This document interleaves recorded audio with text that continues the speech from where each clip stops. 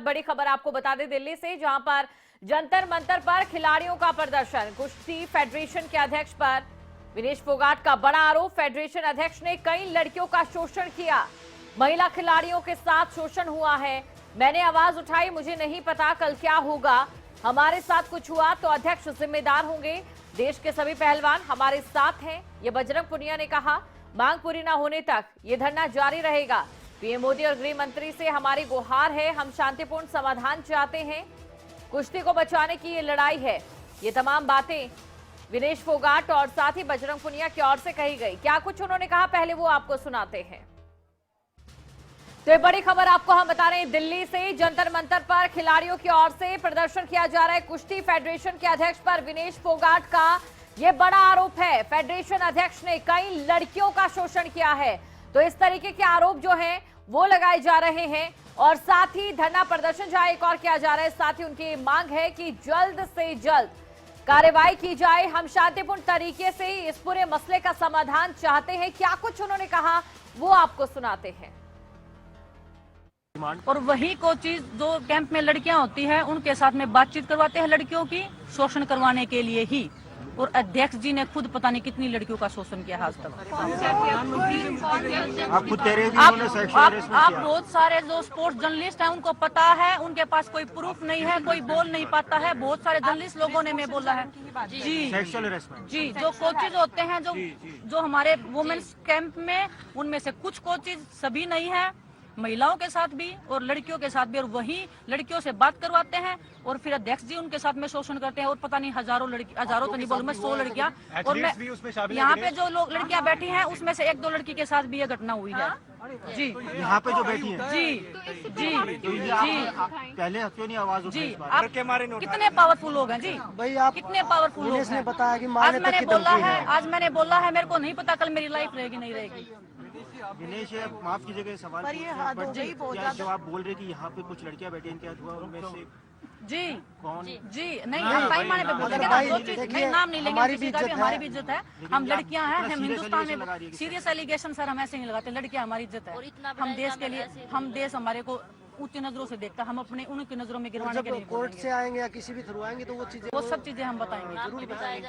और इतनी कम से कम मैं 10 से 20 लड़कियों के नाम बता सकती हूँ नेशनल कैंप में, जो मैंने आज तक 10 सालों में जो देखा, जिन्होंने अपनी स्टोरी मेरे को बताई है बैठ के सामने कि हमारे साथ ऐसे ऐसे हुआ है, ऐसे ऐसे हुआ। लेकिन उस लड़कियों में इतनी हिम्मत नहीं सामने आने की, क्योंकि फैमिली बैकग्राउंड अच्छा नहीं है, क्योंकि वो इनसे लड़ नहीं सकती, क्योंकि पावरफुल नहीं है। और हम आज इतनी इस हद पे हैं कि हम नहीं चाहते कि मेरे को आज कुश्ती खत्म कर दो भगवान की दया से, मेरे पास घर है, खाने को रोटी है, लेकिन मैं नहीं चाहती कि हमारी आने वाली जनरेशन इस दर्द से गुजरे या इस दौर से गुजरे, इस दलदल में फंसे। रेसलिंग को बचाने हम यहाँ पे आए हैं। सिर्फ हमारी मोटिवेशन है कि हमें लड़कियां, मैं लड़की हूँ, हमें क्या, हम तो 1-2 साल और कर लेंगे, ठीक, हम काफी सीनियर हैं, लेकिन हमारे आगे आने वाला भविष्य, हम अपनी कुश्ती को बचाने के लिए लड़ रहे हैं। हम अपने लिए नहीं लड़ रहे हैं, हम अपनी कुश्ती को बचाने के लिए लड़ रहे हैं। क्योंकि आप लोगों ने हमें बहुत प्यार दिया, देशवासियों ने खूब प्यार किया है और हमने हर जगह मेडल जीता है। भगवान करे हम 2024 है उसमें भी हम देश के लिए मेडल जीते। पर जो टॉर्चर चल रहा है खिलाड़ियों के ऊपर, उस हिसाब से मुझे नहीं लगता कि रेसलिंग में मेडल होने वाला आ सकता है। विनेश, आपने अभी बोला कि हम पहले इसलिए नहीं बोल पाए क्योंकि उनके पास रुतबा भी है, पावर भी है, पैसा भी है। सडनली अब जो आपकी हिम्मत है, ये हिम्मत कैसे आप लोगों ने जुटाई? अभी बात सर, जब पानी सिर से ऊपर निकल जाता है, अभी हमारे पास जिंदा रहने को कुश्ती है और कुश्ती हमें वो करने नहीं दे रहे हैं। मरने, हमारे पास एक ऑप्शन है, मरना है तो मरना है, तो कम से कम भला करके तो मरे। इधर रिसेंटली कुछ हुआ है क्या? इधर कुछ हुआ है क्या जिसकी वजह से? किधर मतलब डेली होता है सर, डेली होता है सर। बहुत जब से अध्यक्ष जी को हम जानते हैं तब से हम यही कहानियां सुन रहे हैं। और मैं बता रही हूँ ना, यहाँ बैठी लड़कियों के साथ भी अगर हुआ है तो उनमें से कोई 1-2 तो है ही। हमारा कैंप लखनऊ में होता है, हमने बहुत बार रिक्वेस्ट किया कि सर हमारा लखनऊ में कैंप क्यों लगाया जाता है। हमने प्रधानमंत्री जी से लेके, हमने खेल मंत्री जी से लेके, हमने सबको रिक्वेस्ट करके हमने लेटर भी बना है। वहाँ शोषण इजीली और उनका वहाँ रीच इजीली। मोस्टली रेसलर है या यूपी से है या इधर से है, हरियाणा से है, सब अलाउड नहीं है, पेरेंट्स अलाउड नहीं है। हमारी निजी जिंदगी में दखलंदाजी करते हैं कि मैंने किससे शादी कर ली, कौन मेरा बॉयफ्रेंड है, कौन मेरी गर्लफ्रेंड है, बजरंग ने किससे शादी कर ली, अभी शादी क्यों कर रहे हो। मतलब हमारी निजी जिंदगी में भी उनका दखलंदाज जितना है कि हमारी फैमिली तक की उनको खबर रहनी चाहिए कि हमारी फैमिली में भी कौन जी रहा है, कौन मर रहा है।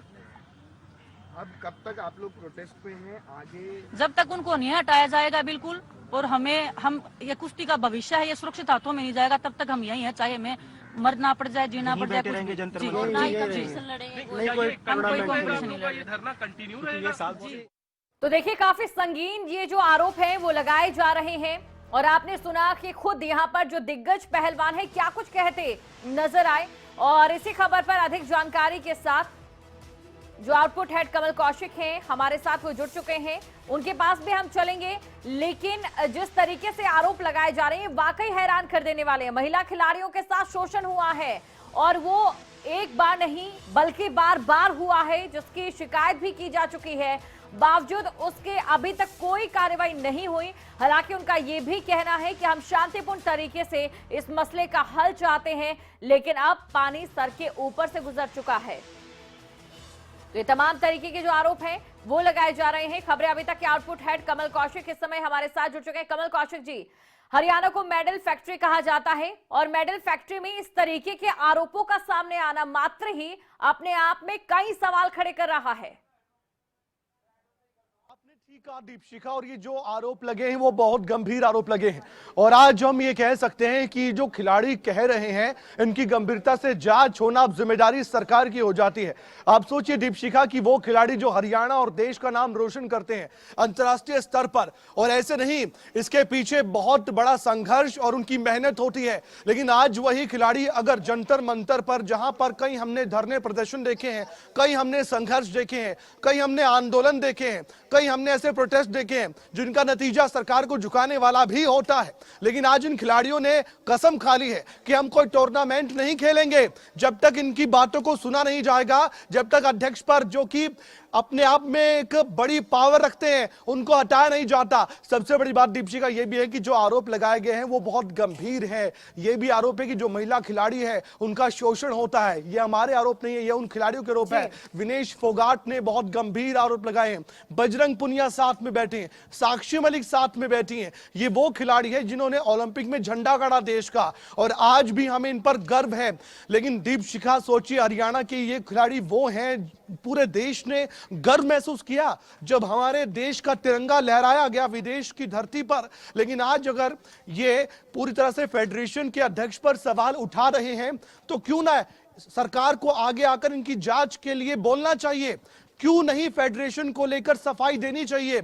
और जो नियमों की बात हो रही है कि ट्रायल को लेकर नियम है, जो एक प्रतिनिधि आए थे फेडरेशन के, उन्होंने कहा कि पहले कोटे की बात होती थी, क्वालिफिकेशन हो जाता था, क्वालिफाई हो जाते थे खिलाड़ी, लेकिन अब ट्रायल की बात हो रही है, उसको लेकर आपत्ति है, इस पर बातचीत हो सकती है। नियम कायदों की बात हुई है, तो क्या सिर्फ नियम कायदों की वजह से खिलाड़ियों ने अपना गुस्सा जाहिर किया है, नाराजगी जाहिर की है? लेकिन दीपशिखा एक बात अलग है, ये बात एक कदम आगे बढ़ चुकी है, इसमें कोई शक की बात नहीं है, क्योंकि खिलाड़ी अपने मन से ये कह रहे हैं कि हमें अब खेलना नहीं है जब तक ये अध्यक्ष कुर्सी पर बैठा हुआ है। और मैं थोड़ी सी जानकारी दर्शकों के लिए बता दूं कि बृजभूषण जिन पर आरोप लगे हैं ये कौन है।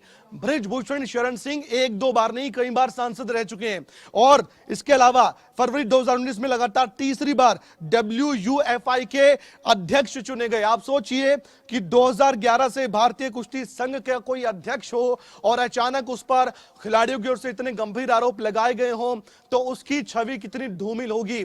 अब देखने वाली बात यह है कि क्या कुश्ती संघ के अध्यक्ष खुद सामने आकर कोई प्रेस कॉन्फ्रेंस करके सफाई देते हैं, क्योंकि बड़ी बात यह भी है कि खुद विनेश ने कहा, बाकी खिलाड़ी कह रही हैं, बजरंग पुनिया कह रहे हैं कि प्रधानमंत्री नरेंद्र मोदी तक हमें समय देते हैं। जब हम जीत कर आए थे विदेशी धरती से अपने देश में, परिवार के साथ प्रधानमंत्री ने समय दिया, जबकि ये वो अध्यक्ष हैं जो कि कई बार कहने के बावजूद भी समय नहीं देते।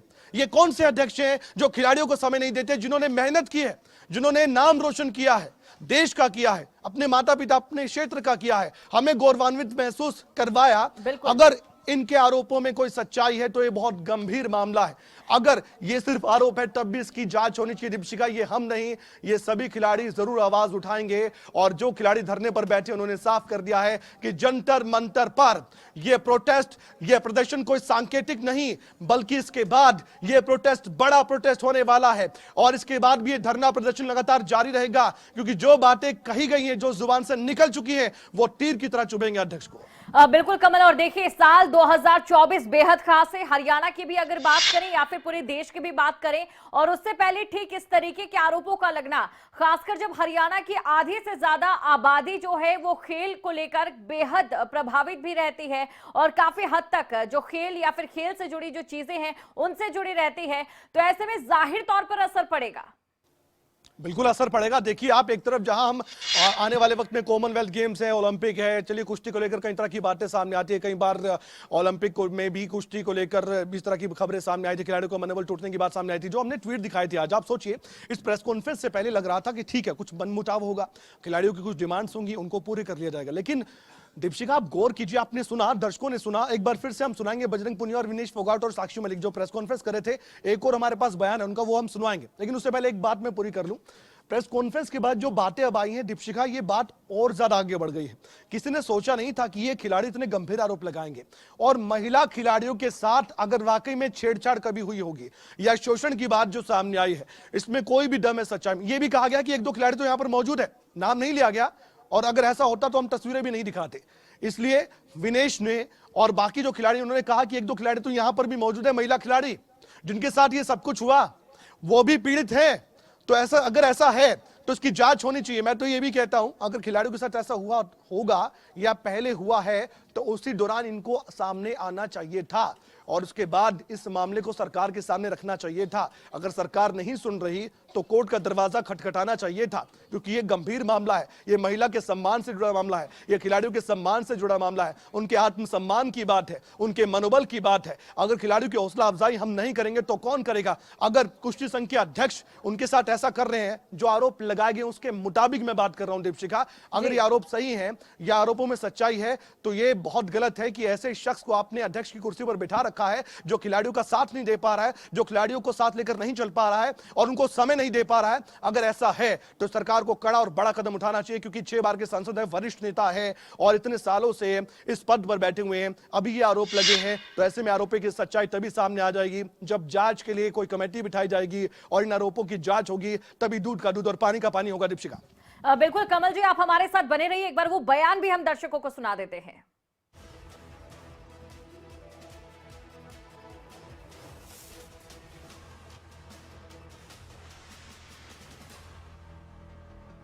बिल्कुल भाई, हम कोई भी टूर्नामेंट नहीं खेलेंगे, चाहे, क्योंकि हम अपनी कुश्ती का भविष्य अंधकार में नहीं डाल सकते। अगर हमने आवाज उठाई है तो हम अपनी कुश्ती को दोबारा से जिंदा करवा के ही छोड़ेंगे, चाहे उसके लिए हमें कुछ भी करना पड़े। जब तक WFI प्रेसिडेंट को नहीं हटाया जाता है, आप में से कोई भी किसी भी कंपटीशन में पार्ट नहीं लेंगे। कोई बात नहीं, हम धरने पे बैठे रहेंगे। आप बताइए ना, जो बंदा इतने सब अगर कर्म कर रहा है, इतने अच्छे कर्म जो कर रहा है, उसको अध्यक्ष पद पे रहने का एक है क्या अधिकार है? कितनी ही, मैं बता रही हूँ, कितनी ही लड़कियों की स्टोरी मेरे को पता है जिन्होंने सामने बैठ के रो रो के हमें स्टोरियां सुनाई है नेशनल कैंप में, लेकिन हम कर क्या सकते हैं? बजरंग, विनेश, आपने स्पोर्ट्स मिनिस्ट्री से कोई बात करने की कोशिश की है? कुछ बात हुई है वहाँ पर? अभी हमने किसी से बात नहीं करी है, और अभी हम कॉन्फ्रेंस आप लोग पहुंचाएंगे वो चीजें, तो वो सभी देखें। हमारी रिक्वेस्ट सिर्फ प्रधानमंत्री जी से और गृह मंत्री जी से है कि हम उनसे मुलाकात करके हम अपना सारा जो आप नाम पूछ रहे थे, हम उनके सामने वो चीजें बता भी सकते हैं, और वो ही इस चीज मुद्दे को हटा सकते हैं। मतलब लड़कियों के नाम जो जिनके साथ जी। बजरंग, ये भी है कि आप जहाँ तक देखा गया है कि जब कभी भी है ना खिलाड़ी फेडरेशन के अगेंस्ट में आके खड़े हो जाते हैं तो फेडरेशन उनके पीछे पड़ जाती है। ठीक है, आप लोगों तो अपने करियर के उस पड़ाव पे है कि जहाँ 1-2 साल और, बट काफी यंग जो आपके साथ अब बैठे, जैसे सोनम है, अंशु है, जिनका करियर भी बहुत आगे, वो लोग भी कहीं। आपको क्या लगता है सर, जिस तरह से शोषण हो रहा है, ये लोग वहाँ तक पहुँच पाएंगे क्या? मैं कितना, मैं फेडरेशन करियर खत्म करने पे आ जाती है। मेरा तो अभी तक ओलंपिक्स में मेडल नहीं आया है। मैं 2024 की तैयारी करी हूँ। मैं कोई बहुत ज्यादा सीनियर या मेरी ओवरेज नहीं हुई है, लेकिन मैं फिर भी आई हूँ ओलंपिक्स के लिए। मैं जी रही मर रही हूँ। अगर मेरा मेडल नहीं आया ना, तो शायद मैं ये भी सोचूं कि मैं मर भी जाऊँ उस मेडल के लिए। कोई ये भी बोल रहा है मरने के बाद वो मेडल मिलेगा, मैं मरने को भी तैयार उस मेडल के लिए। वो बंदा मेरे को हर दिन मेंटली टॉर्चर कर रहा है, हर दिन, हर एक चीज के लिए। हर कोई भी परमिशन है, नाम लेना है, हर दिन पैरों में गिड़ाओ, भीख मांगो, ये करो वो करो। तो मर्जी है जो हमारे रेसलिंग में असिस्टेंट सेक्रेटरी के पोस्ट पे वो बैठे हैं, जो भी बच्चे जाते हैं, कभी उनको गिफ्ट देते हैं, कभी घी देते हैं, कभी दूध देते हैं, कभी पैसे देते हैं, तब उनके नाम डालते हैं कैंप में। कोचेज के नाम डालते हैं इंटरनेशनल कैंप के लिए पैसे लेके। जो टोक्यो ओलंपिक्स में जो वुमेन्स टीम के साथ में जो एक कोच गया था, राजू तोमर, वो उनको वुमेन्स रेसलिंग का कुछ भी नहीं पता, ना कभी वो हमारी टीम के साथ में थे कभी भी, क्योंकि उनको रेलवे में प्रमोशन होना था तो उनको टोक्यो ओलंपिक से भेज दिया गया पैसे लेके, और उसके बाद में हमारा क्या रिजल्ट रहा? 0। ना हमारे साथ फिजियो है, ना हमारे पास कोई भी अच्छा कोच है, तो रिजल्ट क्या रहेगा? अच्छा विनेश, इस बार टोक्यो ओलंपिक्स में वैसे देखिए बहुत सारी बातें हमें पता है, लेकिन कुछ ऐसी चीज जो आप यहाँ बताना चाहें जो अभी पर्दे के पीछे है, जिसका हमारे रेसलिंग के मेडल्स पे असर आया हो, मतलब आप जी मैंने बता दिया कि हमारे पास फिजियो नहीं था, तो टोक्यो ओलंपिक्स में कोविड के पहले कुछ बोला गया हो आपको ऐसा जिससे आप डिस्टर्ब हुई? जो कोचेज लगाए जाते हैं ना, वो आपको हर दिन ब्रेक करते हैं मेंटली। जो कोचेज हमारे साथ में थे वो मेंटली आपको ब्रेक करें, हर दिन आपको कीड़े की तरह खा रहे हैं, आपको पता भी नहीं लगता कि कब खा गए। आपकी हर चीज को अनडिसिप्लिन करार दिया जाता है। आप पानी भी अगर उनकी परमिशन के बिना पी लिया ना, तो आप अनडिसिप्लिन हो उनकी नजरों में। फिर आपको फेडरेशन कॉल करके बोलेगी कि आपने पानी कैसे पी लिया हमारे बिना पूछे। आप ये बताइए, किसी भी फेडरेशन किसी एमपी की कोठी में है, उसका स्पेशल पर्सनल ऑफिस होता है। पर रेसलिंग फेडरेशन जो है वो प्रेसिडेंट के घर पे है। बट इस बारे में आप लोगों ने कभी भी स्पोर्ट्स मिनिस्टर किसी को संज्ञान में क्यों नहीं लेकर आए ये बात? ठीक है, फेडरेशन प्रेसिडेंट तो पावरफुल है, वही बोल रहे हैं ना, मारने तक की धमकियां आ रही हैं, तो कौन बच्चा खिलाड़ी, कौन बच्चा? अगर इधर हम जितने भी एथलीट है ना, हमारे साथ अगर कुछ भी होगा ना कल को, तो अध्यक्ष जी मान लेना कि अध्यक्ष जी ने ही किया है। इतने पावरफुल बंदे हैं, हम आज सामने आए हैं, तो हम, मैं बता देना, आगे कुआ पीछे खाइए, मरने के लिए तैयार हैं। सोच समझ के आए हैं आगे सभी प्लेयर। और हम पीछे हटने वाले नहीं हैं। हम पूछ रहे थे कि कितने जने अपना करियर दाव पे लगा के आए हैं, कईयों के पास तो नौकरी भी नहीं है, स्ट्रगल कर रहे हैं नौकरी के लिए, पर करियर दाव पे लगा के भी यहाँ आए हैं। आप दोनों ने कहा कि हमको मारने की धमकी दी गई, उसका कारण क्या बताएगा? क्यों दी गई, क्या कारण है? क्योंकि मैंने प्रधानमंत्री जी को उनकी शिकायत कर दी थी, जो मेरे साथ हुआ था। टोक्यो के बाद में उन्होंने मेरे को बुलाया था, जब मैं मेरी फैमिली के साथ गई थी, उन्होंने मेरे को अच्छा टाइम दिया। मेरे को वही समझ में नहीं आता ना कि देश के प्रधानमंत्री अपने घर पे भी आपको बुलाने का टाइम दे रहे हैं, आपकी फैमिली से मिल रहे हैं, उन्होंने मेरे को मिलने तक का टाइम नहीं दिया। मेरी फैमिली ने, मेरे हस्बैंड ने, मैंने इतना रिक्वेस्ट किया। मैं बजरंग को पूछो, जब मैं मोदी जी के प्रोग्राम में गई थी, बजरंग के सामने मैं रोने लगी थी। बजरंग ने भी बोला कि सर बात तो खोलो, उन्होंने मेरे से बात तक नहीं की। मैंने बोला था, मगा जी बालक है, माफ कर दो, कोई नहीं, आप ही के बच्चे हैं, आप भी तो कुश्ती के लिए ही काम कर रहे हो। पर फिर भी बोला कि भाई नहीं, ज्यादा हवा में उड़ रहे हैं, ये थोड़ा कंट्रोल होने दो इनको। क्योंकि आपने वो इशू पीएम के सामने रेज किया जी, तो जी कि आप जाके या तो उनसे बात कर लो जाके अध्यक्ष जी से, नहीं तो आपको या तो आपका करियर खत्म ही कर देंगे रेसलिंग से, आप भूल ही जाना रेसलिंग करना, तो क्या ही होता है। फेडरेशन से नहीं, फेडरेशन के लोगों से फोन आया हमारे पास। कभी नेताजी ने डायरेक्टली कॉल करके? जी नहीं, उनके खास लोग बहुत है जिनको जरूरत ही नहीं पड़ती। मैडम तो ये सारे आरोप आपने सुने जो कि बेहद गंभीर है और लगाए गए हैं यहां पर कुश्ती फेडरेशन के अध्यक्ष के ऊपर। और इसी खबर पर लगातार हमारे साथ खबरें अभी तक के आउटपुट हेड कमल कौशिक जी बने हुए हैं। कमल कौशिक जी, देखिए जिस तरीके से यहां पर ये कहा गया है कि जो कोच हैं जिन्हें ओलंपिक में भेजा गया, उन्हें विमेन रेसलिंग का कुछ भी मालूम नहीं था, और उसके बाद ओलंपिक में रिजल्ट क्या आया वो सबके सामने है। कुल मिलाकर जहां पर खिलाड़ियों की प्रतिभा नापने के लिए एक पैमाना कहीं ना कहीं हम अपनाते हैं, क्या आगे भी ऐसा पैमाना अपनाने की जरूरत कहीं ना कहीं महसूस हो रही है? वहीं दूसरी तरफ जिस तरीके से आरोप लगाए जा रहे हैं, बड़ा सवाल यह है कि अब प्रशासन का इस पर क्या पक्ष रहता है? बिल्कुल, देखिए फेडरेशन में बदलाव की मांग उठाई गई है और दीपशिखा, जो खिलाड़ियों ने कहा है उसमें साफ साफ शब्दों में यह कहा गया है कि हमें फेडरेशन में बदलाव चाहिए और हमारी निजी जिंदगी में कोई दखल देता है ये हम बर्दाश्त नहीं करेंगे। ये भी कहा है कि हम शांतिपूर्ण समाधान चाहते हैं। और दीपशिखा, एक बात आप सोचिए और देखिए इन बयानों के बाद, वो ये है कि सीधे प्रधानमंत्री और गृह मंत्री अमित शाह से गुहार लगाई गई है, उनके सामने ये समस्या उठाने की बात कही गई है। और जरिया कौन है? जरिया हम हैं, जरिया चौथा स्तंभ है, यानी कि हमारे जरिए, मीडिया के जरिए ये बात पहुंचाने का प्रयास किया गया है कि ये बात सरकार के कानों तक पहुंचनी चाहिए। और दीपशिखा, ये जो बातें कही गई हैं, ये बातें तब कही गई हैं जब शायद खिलाड़ियों की तरफ से भरपूर प्रयास किए गए होंगे कि ये शिकायतें हैं और हम फेडरेशन में बदलाव चाहते हैं। ऐसा नहीं है कि डायरेक्ट सीधा मीडिया के सामने आकर ये बात कही गई हूं।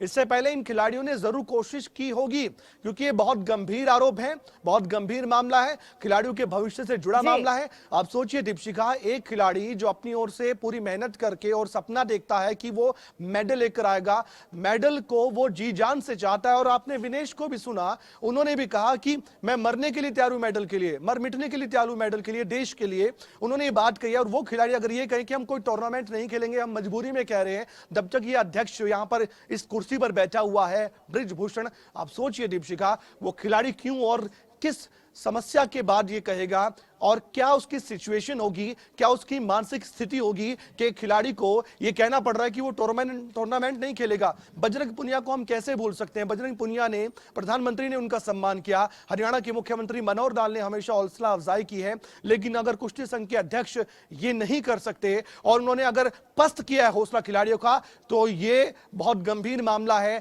फिर हम कहेंगे कि हम सिर्फ यही चाहते हैं कि जो खिलाड़ी कह रहे हैं वो सरकार तक बात पहुंचे, सरकार संज्ञान ले, जांच होनी चाहिए। अगर ये जल्दबाजी में कुछ भी यहां पर कहा जाए तो वो भी बहुत जल्दबाजी होगी। हाँ, इतना जरूर है कि गंभीर आरोपों के बाद किसी को दोषी मान लेना भी ठीक नहीं है। एक पक्ष सामने आ गया, दूसरे पक्ष को सामने आना चाहिए। ये सवाल है, दीजिए जवाब, दूध का दूध, पानी का पानी, नतीजा होगा सबके सामने। और देश अब पूछेगा, जिन खिलाड़ियों से प्यार करता है, हम इनके फैन रहे हैं दीपशिखा, आज भी हम फैन हैं इनके, क्योंकि इन्होंने देश का नाम रोशन किया है। हम टकटकी लगाए टीवी के सामने जब बैठते थे, जब ये पसीना बहाते थे, बजरंग पुनिया ने तो खून तक बहाया है रिंग में, और जब कुश्ती करते थे। तो बजरंग पुनिया आज जब गुहार लगा रहे हैं, और एक खिलाड़ी जो दमखम के साथ मैदान में होता है, वो आज बेबस कैसे महसूस कर सकता है? यह सवाल पूछना चाहिए कुश्ती संघ के अध्यक्ष से। बताइए, जवाब दीजिए, और जवाब देना आपको होगा, क्योंकि ये खिलाड़ी आपके नेतृत्व में काम करते हैं, आप लीड करते हैं इनको, आप इनका हौसला बढ़ाते हैं, लेकिन ये कह रहे हैं कि आप मनोबल तोड़ते हैं। बिल्कुल मनोबल तोड़ने का काम किया जा रहा है, जिस तरीके के जो आरोप हैं वो लगाए गए हैं। लेकिन देखने वाली बात ये होगी कि दूध का दूध और पानी का पानी कब तक हो पाता है। बहुत बहुत शुक्रिया कमल कौशिक जी, आप हमारे साथ जुड़े और